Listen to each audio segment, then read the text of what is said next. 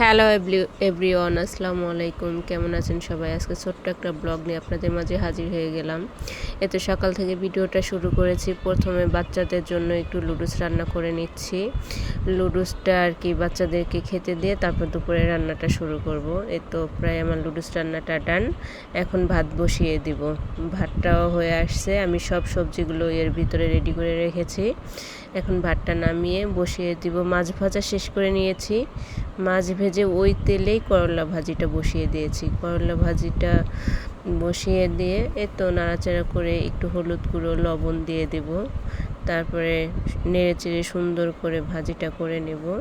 করলা ভাজি আমি একদম বেশি ভাজা ভাজা করি না, জাস্ট এই যে এইভাবে ভাজা করে নামিয়ে নিয়েছি। ভাজিটা নামিয়ে নিয়ে এই একই কড়াইয়ের ভিতরে তরকারিটা বসিয়ে দিব। আমি তরকারির জন্য পেঁয়াজ মরিচ ভেজে নিচ্ছি। এখন মশলাটা সুন্দরভাবে কষিয়ে নিব। হলুদ গুঁড়ো, মরিচ গুঁড়ো, তারপরে ধনিয়া গুঁড়ো, লবণ এগুলো দিয়ে সবজি সুন্দর করে নাড়াচাড়া করে সবজিগুলো কষিয়ে নেব। কষিয়ে নিয়ে ঝোলের পানি দিয়ে দিয়েছি। তো হয়ে আসছে তরকারিটা। এখন মাছগুলো দিয়ে কিছুক্ষণ পর ধনিয়া পাতা দিয়ে নামিয়ে নেব। আজকের ব্লগটা কেমন লেগেছে আপনাদের কাছে বলবেন। সবাই ভালো থাকবেন, সুস্থ থাকবেন। আল্লাহ হাফেজ।